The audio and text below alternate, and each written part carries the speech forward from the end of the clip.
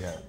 Steve, you take a look at this team right now, and it's kind of interesting with Webb and Lewis going down, in that this year we see the offensive emergence. After many years, this is a team that offensively, if not equal with the defense, maybe carrying the defense a little bit. And I know last year you said, I'm going to paraphrase, that you mentioned that you don't ever want this organization under you to be where the offense is maybe third best in the league, but the defense is down at 28, 29. You'd like to have some balance there. Here we are. Yeah, but I know right now, though, that I guess the onus is a little bit more on the offense this year. Even coming in with the loss of Terrell Suggs, there was talk about the fact that we turn our attention to the offense and have that luxury is a testament to the whole team working together. So, you know, we knew when we signed Ray Rice. I mean, you know, Ray Rice was a second-round draft pick, and after 1 year, we let Willis McGahee go. And you can see what Willis is doing for Denver. He's still an incredibly strong back. And he's on my fantasy fantasy team. I watched that.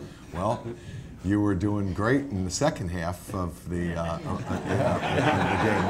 this week, but you know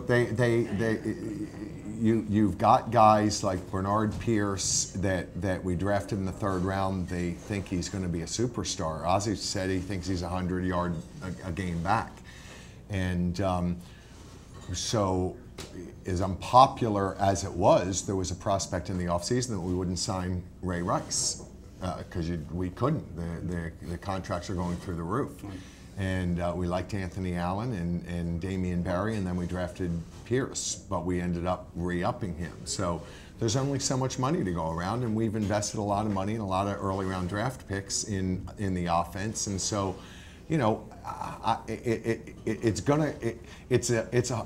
a whole team thing. I really don't care whether it's a 10-6 game or a 41-38 game. You just want to be able to compete in both of those games, and not be on the bad side of that. But I'll say quickly, you know, we're like most cities, we're very provincial, and you probably spend 90% of your time worrying and focusing on the Baltimore Ravens. But there's going to be 6 AFC playoff teams, and there's not one of them other than us in Houston that has less than 2 losses.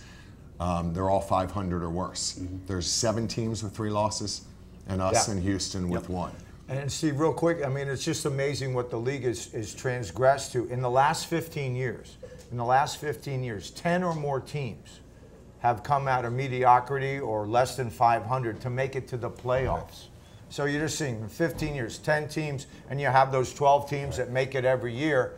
And that's why I think everybody is so blessed to have you with ownership and the coaching staff and the players, because to get back year in, year out is not happening.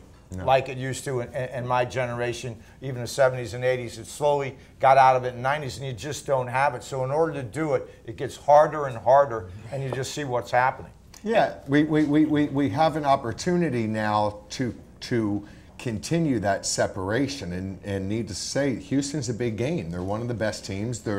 Statistically they are, and we've got a bye week afterwards. But when we come out of the bye week, if 5 of those teams win both their games, then we're still guaranteed second place.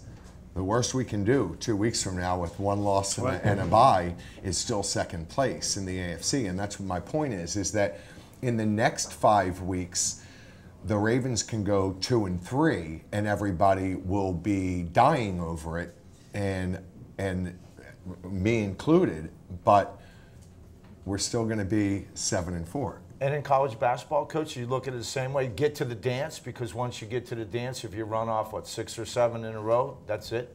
You get hot at the right time, that's for sure. But I just think it's amazing how much planning, how much work you do, whether it's football or basketball, to get ready for the start of the season. Then when the season starts, you've already played 6 games. Yeah. I mean, it's hard to believe that, you know, 6 games into the season already. And the bottom line is, you can talk about the offense, the defense. They're 5-1. You know, the Ravens are 5-1, and that's what you're trying to do. You're trying to position yourself and put yourself in the best chance to get to the playoffs. And the start that the Ravens have obviously has done that.